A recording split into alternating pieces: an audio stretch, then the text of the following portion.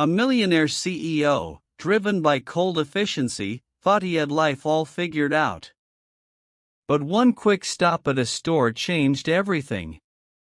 Pause. What he saw in that candy aisle would unravel his world and rebuild it in ways he never imagined. Welcome to Black Struggles, where we share stories that hit deep and inspire change. He stopped at the store for water, just a 2-minute detour, until he noticed two little girls silently staring at chocolate bars, like they hadn't eaten in days. What they said next made him forget the life he thought he couldn't step away from. Henry Clark didn't believe in luck, compassion, or coincidence. He believed in timing, structure, and measurable return on investment. His world operated with cold efficiency, one built on rules, routine, and results. That's what made him a feared and respected CEO. That morning had been like any other. Back-to-back meetings, aggressive negotiation calls, and a working lunch that involved more strategy than food. By the end of the day, he was physically drained, but mentally buzzing with calculations. On the way home, he made an unscheduled stop at a corner supermarket. Not because he needed much, but simply out of habit. He was about to walk past the candy aisle when something unusual pulled him to a full stop. Pause. What could stop a man like Henry in his tracks? Stay with Black Struggles to find out. Two little girls stood completely still near the lower shelf, right in front of the chocolate bars. They couldn't have been older than 6. Their hair was long, thick, and curly, deep brown, with ends that bounced slightly when they shifted their weight from foot to foot. Their eyes were impossibly blue, wide, and unblinking as they stared at the chocolate. Neither touched anything. They didn't whisper to each other, didn't giggle, didn't fidget. They simply stood there in silence, as if the act of looking at the candy was as close as they dared to get. Henry had passed hundreds of children in stores over the years, crying, begging for treats, throwing tantrums. These girls weren't like that. Their stillness struck him, not just because it was unusual, but because it felt heavy, like they had learned not to ask. Something about it tugged at him before he could rationalize why. He approached slowly, uncertain even of what he was going to say. His voice, usually sharp and commanding, came out softer than expected. "Are you lost?" he asked.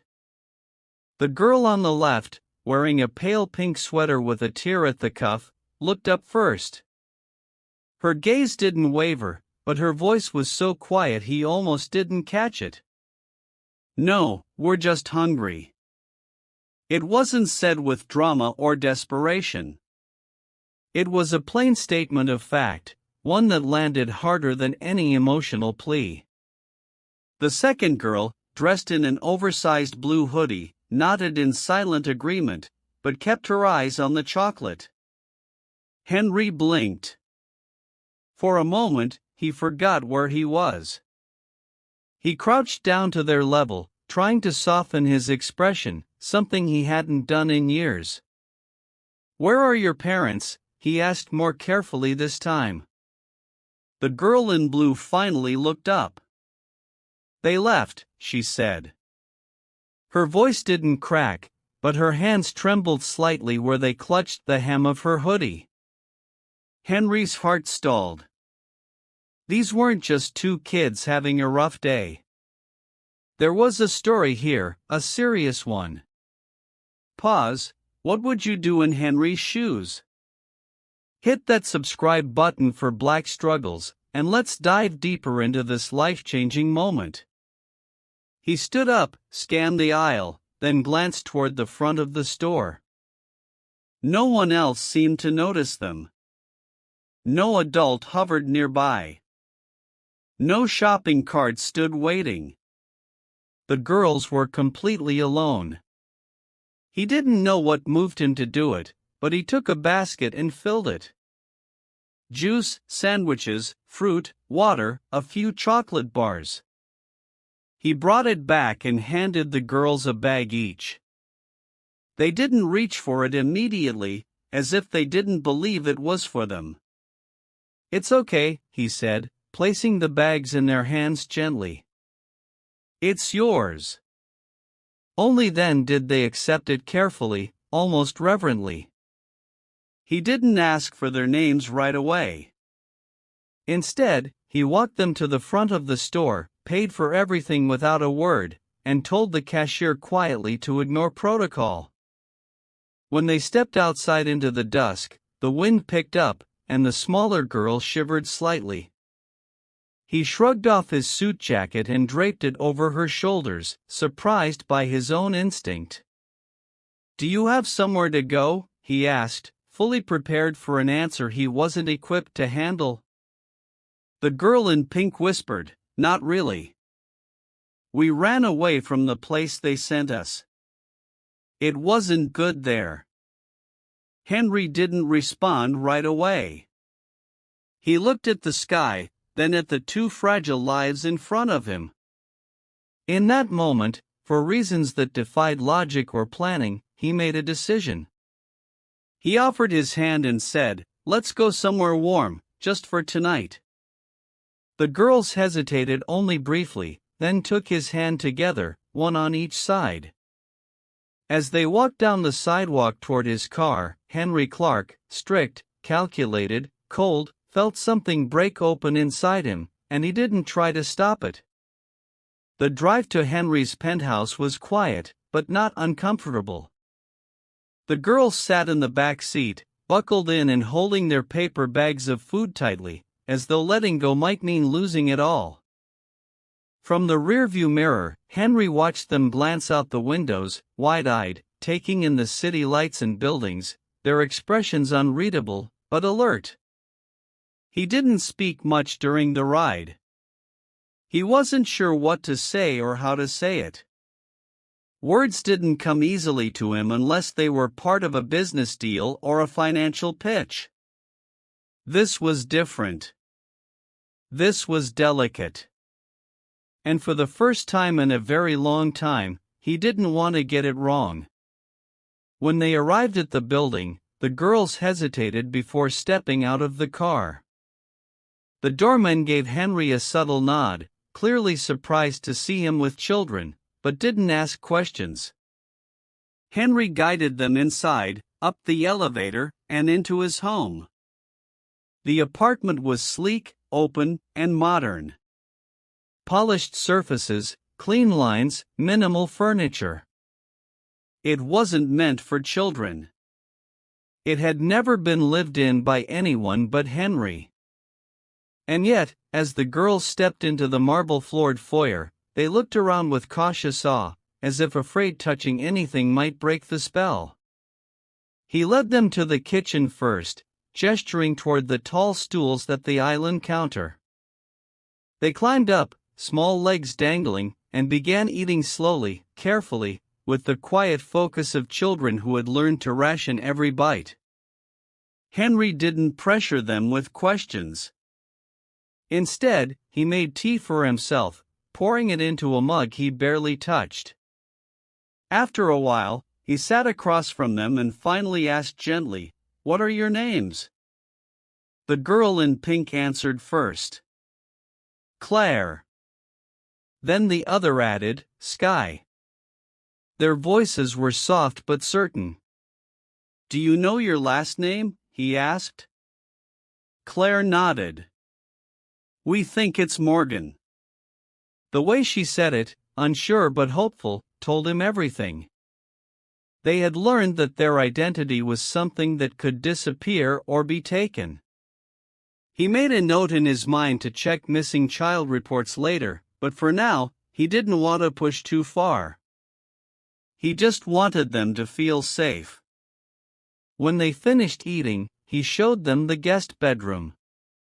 It was large and impersonal, designed more for occasional visitors than children.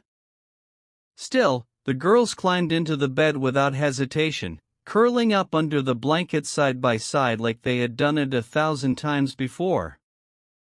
They didn't ask for nightlights or stories. They didn't cry. They simply whispered something to each other, pulled the blanket higher, and closed their eyes. Henry stood in the doorway for a long time, watching them breathe in unison, tiny chests rising and falling like waves in calm water. He thought of all the things he had built, and all the things he had ignored. His apartment, his career, his reputation, none of it had ever required him to care about someone else's breathing. Now, for reasons he couldn't explain, he found himself terrified at the thought of not hearing it. That night, he barely slept. He sat in his home office, scanning national missing children databases, cross-referencing reports, reading news stories about orphanage conditions, and finding more than he wanted to know. Abuse, neglect, overcrowding, terms he had seen in policy papers, but never felt in his chest. He wondered how many times Claire and Sky had tried to tell someone what was happening before deciding to run. He wondered how many people had looked at them, listened to their small voices, and still turned away. By morning, he had called his attorney. He didn't want to risk child services taking them back to a place that had already hurt them. He needed to understand his rights, their options, and what it would take to keep them safe, at least until they had a voice in what came next. When the girls woke up and padded softly into the kitchen, hair messy and eyes still heavy with sleep, Henry handed them warm oatmeal and asked if they wanted to stay for a few days until everything could be figured out. Claire looked at Sky, then nodded. "We don't want to go back," she whispered. He didn't promise anything. But he said, "You don't have to." "Not now." They didn't smile. "Not yet." But they relaxed just a little, and that was enough. The days that followed settled into an unexpected rhythm, one that felt foreign to Henry, but strangely grounding. Each morning began with the soft shuffle of 2 pairs of feet padding across hardwood floors, and the faint sound of whispered conversations between Claire and Sky as they crept into the kitchen.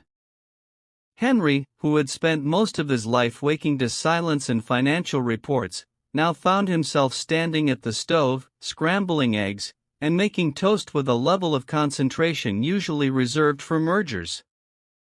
The girls ate quietly, but no longer with hesitation. They started to look at him a little longer, their eyes still cautious, but now laced with curiosity rather than fear. During those early mornings, Henry would ask small questions: what colors they liked, whether they preferred apples or bananas, if they had a favorite story. He never pushed, never pressed for details about the past. He wanted them to speak because they chose to, not because they were prompted like a witness in one of his boardrooms. Bit by bit, they responded. Claire said she liked green because it reminded her of trees. Sky admitted she didn't really know how to read yet, but she loved when someone read to her. Henry found himself remembering a book his mother used to read to him, something he hadn't thought of in decades. That evening, he ordered a copy and sat with them on the couch after dinner, reading until their eyes began to droop and their heads leaned gently onto his arms. By the 4th night, they asked if they could sleep in the same bed. He said yes before they even finished the sentence. That small request shouldn't have affected him so deeply, but it did. It made him realize how much comfort they found in each other and how much safety they had been denied. He hired a therapist, someone gentle, experienced with trauma, someone who wouldn't force them to speak before they were ready. She came to the penthouse every other day just to sit, to draw, to laugh with them. No pressure, just presence, and they responded. Sky began humming again. Claire started drawing pictures of places she said she hoped were real. Meanwhile, Henry's team had begun researching their origins in the background. His attorney, a trusted woman named Evelyn he'd known for years, kept him updated. There was no immediate match in any missing persons database, no registered search, no police report filed for children matching their description. It made no sense. And yet, sadly, it made all the sense in the world. If their parents had abandoned them deliberately, and the system had lost them in the shuffle, there might be no official trace at all. It terrified Henry to think about how many other children had slipped through in the same way. He didn't tell the girls about the search. Not yet. What he gave them instead was consistency. Breakfast at the same time. Walks to the park. A bedtime story every night. He let them choose pajamas, pick out colorful toothbrushes, decorate their new space with stickers and paper snowflakes.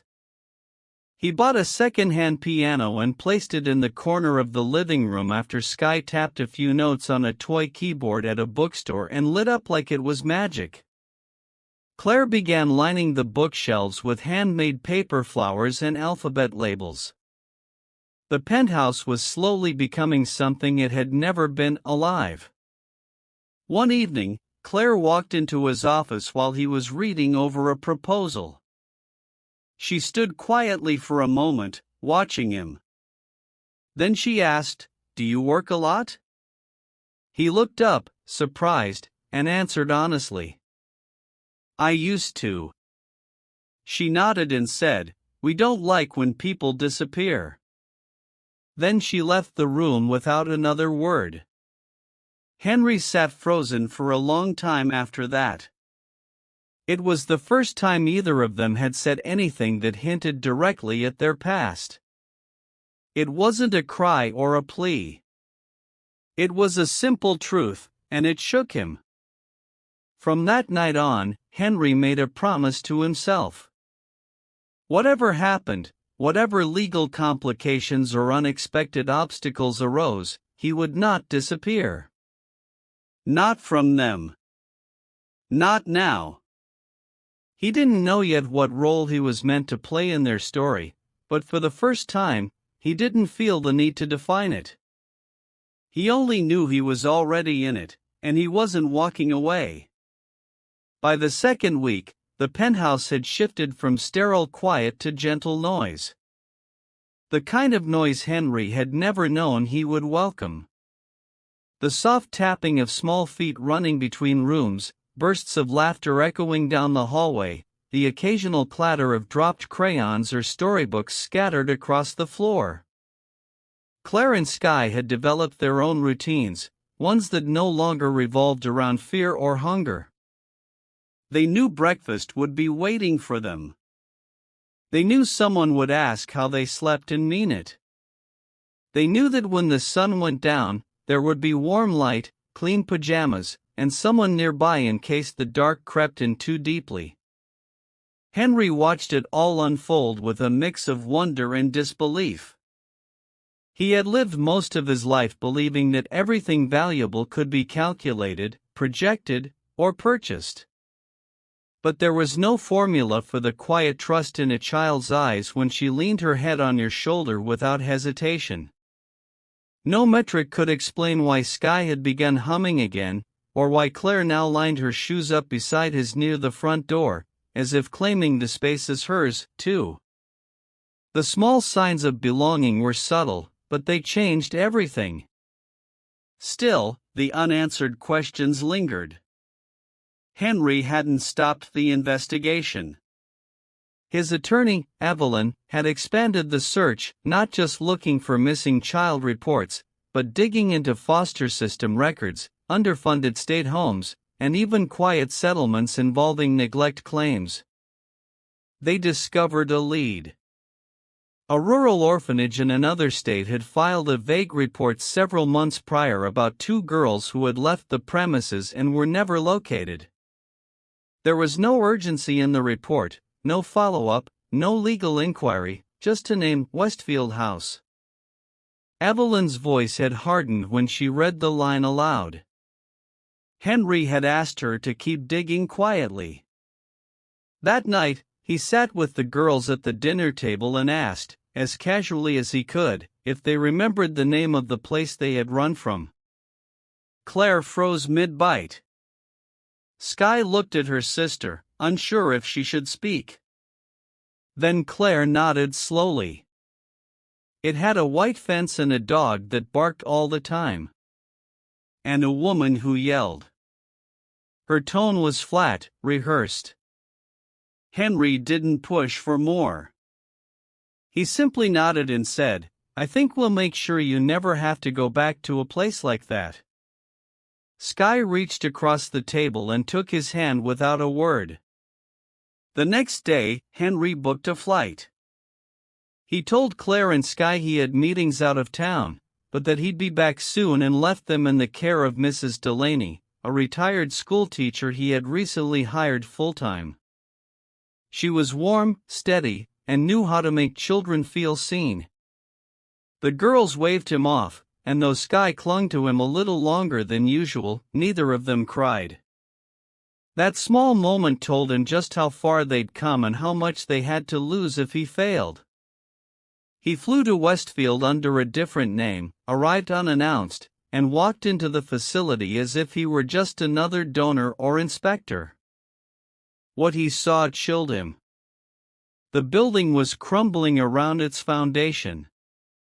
The children were quiet, too quiet. The staff was thin, distracted, indifferent. When he asked discreetly about two girls who might have run away, the receptionist shrugged and said, "Kids come and go. Most don't get claimed." Henry left before he lost his temper, before the businesslike detachment in their voices drove him to rage. He sat in his rental car afterward, staring at the wheel, and felt a level of helpless fury he hadn't experienced since childhood. He thought of Claire and Skye sleeping side by side in the guest room and realized he couldn't rest until they were legally his. Back in the city, Evelyn was waiting with court documents already in motion. Henry had instructed her to file for full legal guardianship. There was no parent coming to claim them, no safe place to return them to, and no question in his mind anymore. They weren't guests. They weren't temporary. They were home. That evening, when he returned, the girls ran to the door to greet him. Claire threw her arms around his waist, and Skye held up a picture she had drawn, a house with 3 stick figures and the words, "Our Place," written in shaky letters above it. Henry took the picture in his hands and knelt down to them. "I had to make sure," he said quietly, "that no one would take you away." Claire whispered, "Did you find the scary place?" Henry nodded. "And I made sure you'll never go back." Skye smiled, and for the first time, her voice carried no trace of fear when she said, "Okay, Daddy." Henry didn't correct her. He just pulled them both close and let himself believe, finally, that this life, these girls, this feeling wasn't something accidental. It was exactly where he was meant to be. 2 days after Henry filed for guardianship, everything changed again. It started with a phone call that came late in the evening, just after the girls had gone to bed. Evelyn's voice was low, steady, but Henry could hear a shift in her tone. She told him that someone had come forward, a man claiming to be the girl's biological father.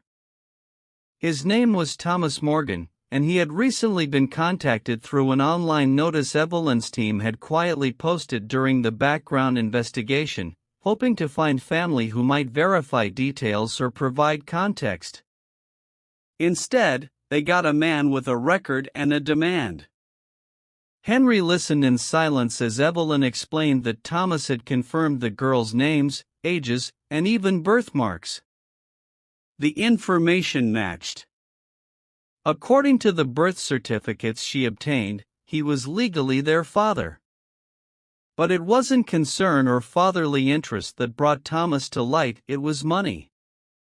He'd seen an article online speculating about Henry's wealth and personal life. He knew where the girls were and who had them now. Through a lawyer, he had filed a motion to reclaim custody, citing abandonment by the mother and asserting his rights as their surviving parent. Henry's jaw clenched as Evelyn spoke. She told him not to panic, that it was just the beginning of a legal fight, not a verdict. But Henry didn't panic. He felt something sharper, protective, cold, focused. He spent that night pacing the living room. Claire had left one of her stuffed animals on the floor. Sky's coloring books were still open on the coffee table. The home felt warm, lived in, deeply theirs. The idea that someone who had never once come looking for them could now barge into their lives and take that away made Henry's chest tighten. It wasn't fear that drove him. It was fury. Not just because the law might give a man like that power, but because it reminded him of how many children were passed between systems like property. He wouldn't let that happen here. Not to them. The next morning, he explained everything to Claire and Sky in the gentlest terms he could find. They sat on the couch side by side, holding each other's hands. When he said that someone had come forward, claiming to be their father, Claire went very still. Sky lowered her head. Neither of them cried. Instead, Claire asked, "Do we have to go?" Henry shook his head immediately. "No, not if I can help it." Then Sky looked up and asked, "But what if they make us?" Henry's voice didn't break, but it came close. "Then I'll fight with everything I have." The days that followed were filled with meetings, legal filings, affidavits, and preparations. Henry's lawyers gathered every shred of evidence, the girls' statements, the condition of the orphanage, the neglect in the official records, and Thomas Morgan's criminal history, which included domestic violence charges, substance abuse arrests, and financial instability.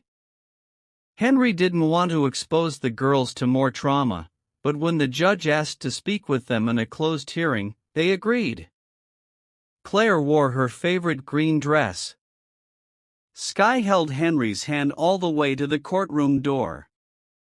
Inside, behind closed doors, the girls told their story. They spoke of being left alone for days at a time, of the shouting and the fear, of the day their mother vanished and their father never came back.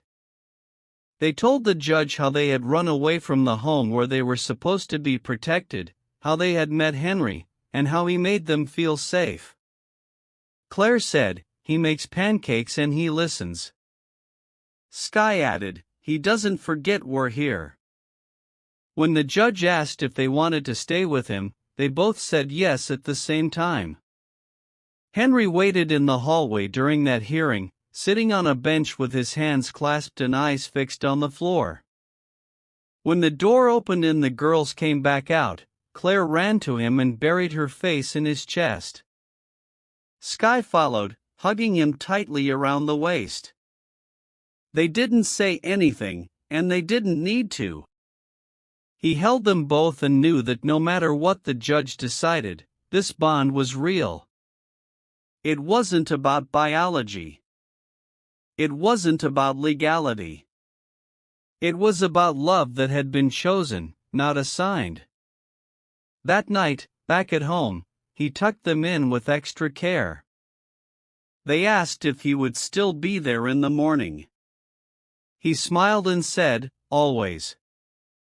For the first time since the court filing, they slept through the night without waking.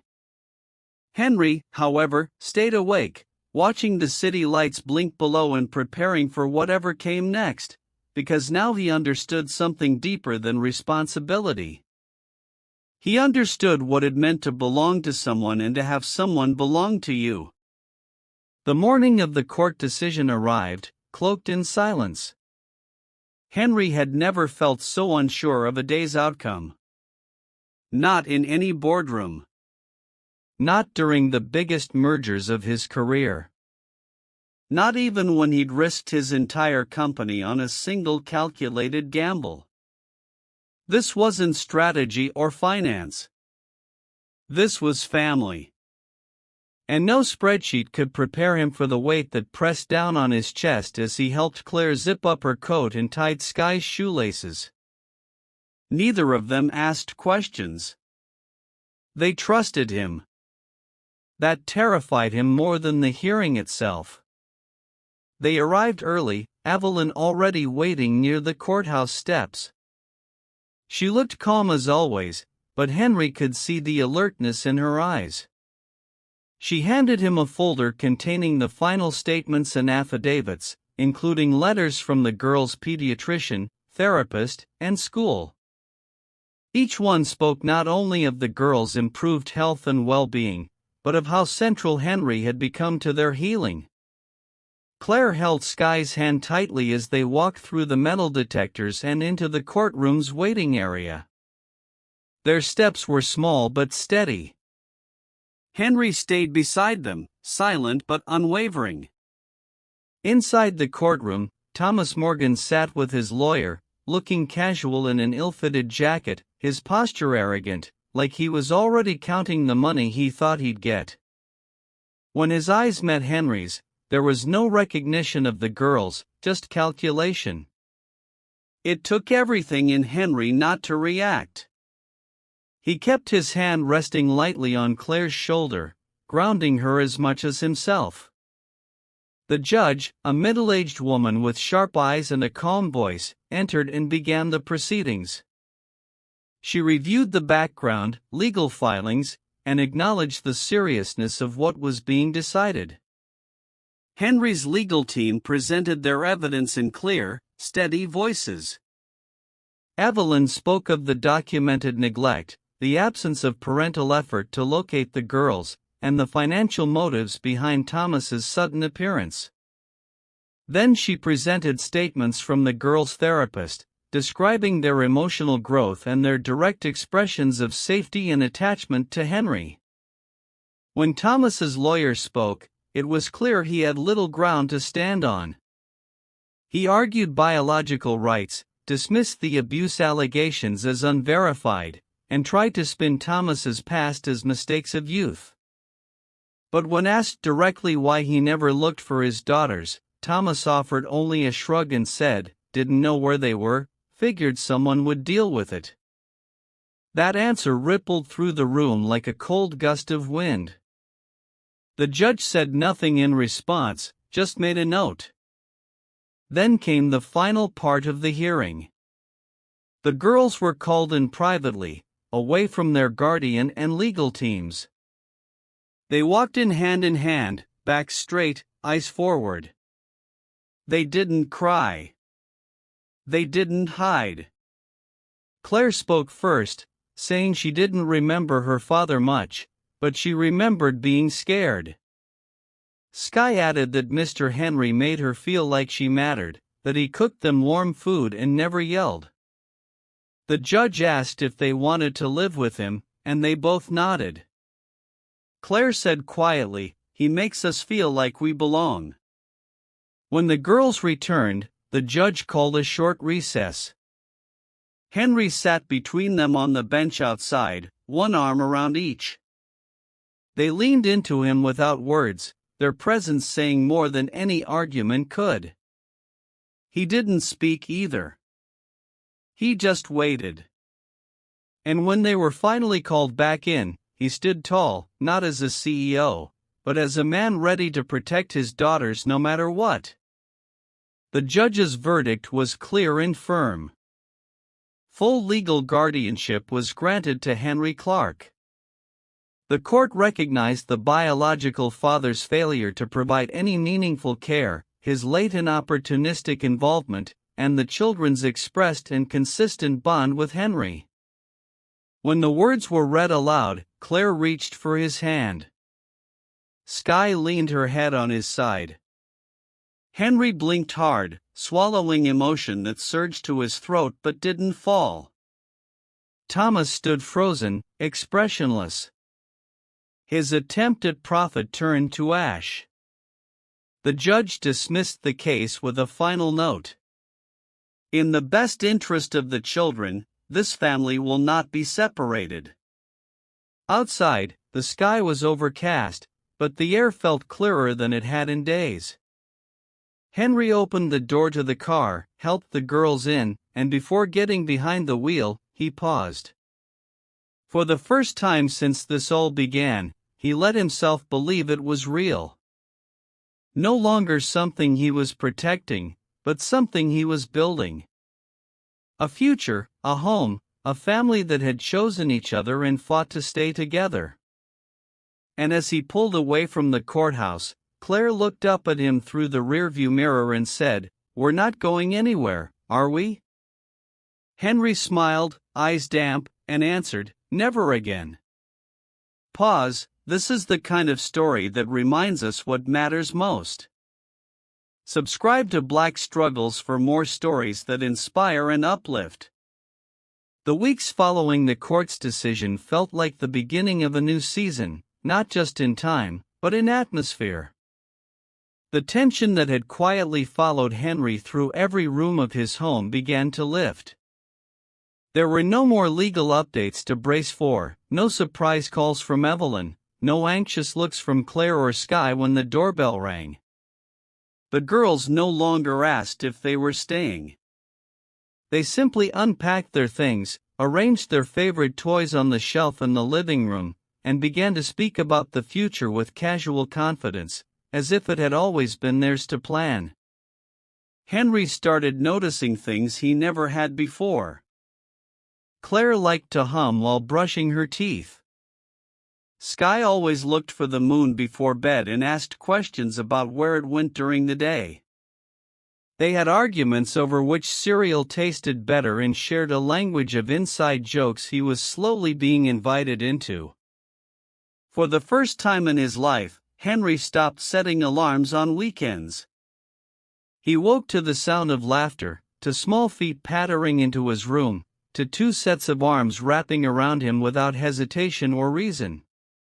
It was no longer strange to find glitter on his shoes or a crayon mark on his kitchen counter. It was life, real, unpredictable, messy life, and he wouldn't trade it for anything. Claire's therapist noted that her posture had changed. Shoulders straighter, voice louder, laughter more frequent. Sky had begun drawing pictures of their home that included all three of them. At school, teachers reported that both girls were thriving, not just academically, but socially. They had friends now. They raised their hands in class. They volunteered for art projects. And they wrote about our dad in journals without anyone prompting them to define what that word meant. One evening, as Henry made dinner while the girls decorated the dining table with hand-drawn placemats, Claire turned to him and said, "Can we have a family night every Friday?" He asked what that meant, and she responded with a list. Pizza, a movie, and no phones. Sky added, and pajamas. All of us. Henry smiled and agreed, not because he needed convincing, but because the idea of being part of something regular and simple felt sacred. That Friday, they made homemade pizza, burned the crust, laughed about it, and watched an animated movie under one big blanket. Henry didn't check his emails once. During one of their weekly walks to the park, Claire reached for Henry's hand and asked him if he ever missed being alone. He paused, surprised by the question, and asked her why she wanted to know. She shrugged and said, "Because we're loud sometimes. And I know your house used to be quiet." He knelt beside her, looked her in the eyes, and said, "Quiet was never the same thing as peace. I didn't know the difference until you and your sister came." She didn't say anything, but the way she squeezed his hand told him everything he needed to hear. the world outside moved on. Henry's business thrived in his partial absence, thanks to the team he had finally learned to trust. He had delegated more, traveled less, and found that his company didn't fall apart without his constant oversight. For a man who had once believed control was the only way to prevent chaos, that realization felt like freedom. He no longer measured his success by the number of contracts signed or the size of his quarterly gains, but by whether his daughters fell asleep smiling and woke up knowing they were safe. One night, after the girls were asleep, Henry stood by their bedroom door, just listening. Their breathing was soft and steady. The room was warm, lit only by the glow of a tiny nightlight shaped like a star. He thought of how far they had all come, how easily this could have gone differently, and how grateful he was that he had stopped in that grocery store aisle. That one moment, that brief pause, had rewritten all their lives. He didn't know what challenges lay ahead. He knew parenting wouldn't always be warm dinners and giggles. But he also knew that no matter how difficult it got, he would never disappear. He had once lived for precision and predictability, but now he lived for something far messier and infinitely more meaningful. And in that quiet, watching the peaceful rhythm of their sleep, he finally understood what it meant to be home. The one-year mark arrived quietly, without ceremony, but Henry felt it in every detail. The change in seasons had softened the air, and the city was shedding its winter edge. Morning light crept into the apartment earlier, filling the kitchen where Claire now made her own toast, and Skye insisted on choosing everyone's cereal. Their laughter had changed, too. It wasn't cautious anymore or dependent on approval. It was free and full and unfiltered, like it belonged to children who had finally stopped looking over their shoulders. Henry watched them from across the kitchen island and often had to stop himself from becoming too still, too overwhelmed by the realization that this life, this version of him, had grown not by design, but by choosing to stay. That day, he surprised the girls with something small but meaningful. On a shelf in the hallway, where pictures now lined the wall, snapshots of birthdays, field trips, and slow weekends at home, he placed a new frame. Inside was a photo taken a few weeks prior. The three of them at the park, sitting on a picnic blanket. Claire was mid-laugh, head tilted back. Skye was holding an ice cream cone with both hands, already half melted down her fingers. And Henry, unaware the photo was even being taken, was smiling at them with a quietness that said more than words ever could. When the girls noticed it later that morning, they stared at it for a long time. Then Skye turned to him and asked, "Is this our family wall now?" Henry said yes. And Claire, without hesitation, added, "It's missing one more thing." She ran to her room and returned with a drawing she had made days ago. 3 figures holding hands under a blue sky with the words Clark family written at the top. Henry hung it beside the photo and felt something settle inside him. Not as if something new had begun, but as if something finally felt complete. Later that afternoon, they walked to their favorite cafe, a weekly tradition that had evolved into something sacred. The barista knew their orders by heart. The girls raced ahead, laughing as they tried to beat each other to the corner.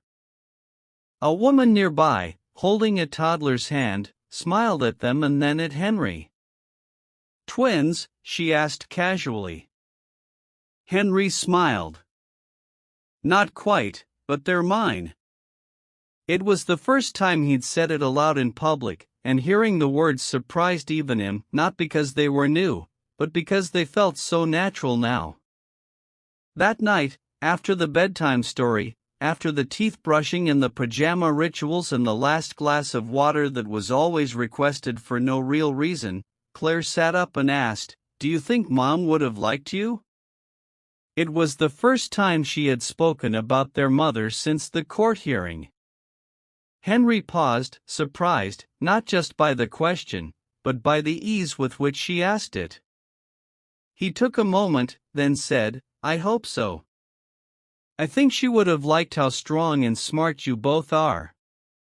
Sky, already halfway to sleep, murmured, "You don't feel like a stranger anymore." Henry tucked them in again, adjusting the blanket so their feet didn't peek out, the way they both liked. He turned off the light and stood at the door for a while, watching their silhouettes, breathing slowly in the dim glow of the nightlight. He thought about everything they had been through, the weight of the past that had tried to shape them, and the choices they made, 3 lives crossing by accident, then choosing not to let go. In his office, where spreadsheets once dictated his evenings, there was now a bookshelf filled with children's books and school art projects. A small framed note sat beside his old company award.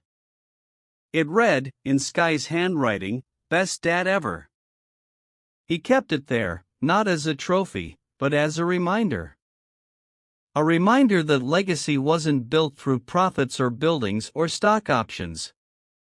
It was built in the quiet promises kept, in the ordinary days that became everything. The world outside kept spinning with its chaos and change and endless demands. But inside that home, with 2 girls who had once stood silently in front of a supermarket shelf and a man who had nearly walked past them, a different story was being written. One where fear gave way to love, and strangers became something far stronger than family by name. They became each other's safe place. And Henry, once a man ruled by logic, now measured his success not by numbers, but by the sound of 2 voices whispering good night and meaning it. The ending of this story is quiet, yet deeply powerful.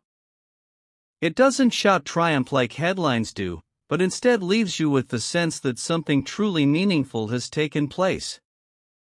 This isn't a story about wealth. It's about choice. Henry, a man shaped by control, calculation, and distance, found himself in a moment where none of those things mattered. There was no strategy to apply, no deal to close. And still, he chose to stay. Not out of obligation, not because it would look good, but because for the first time, he realized he had someone to fight for. What makes the conclusion especially moving is how the transformation happens in the details. In the first smile, the first whispered "Dad," the first photo on the wall. It's subtle, believable, and all the more powerful because of it. These girls didn't just find shelter. They found someone who learned how to be needed, not by the world, but by them. This ending doesn't pretend everything is perfect. It doesn't offer fairy tale closure. Instead, it promises something far more honest, that there will still be challenges, still be fear, but they'll face it together now. And that, quiet, steady, and real, is the most powerful kind of ending there is. Pause. Thank you for joining us on Black Struggles for this incredible story of love and transformation.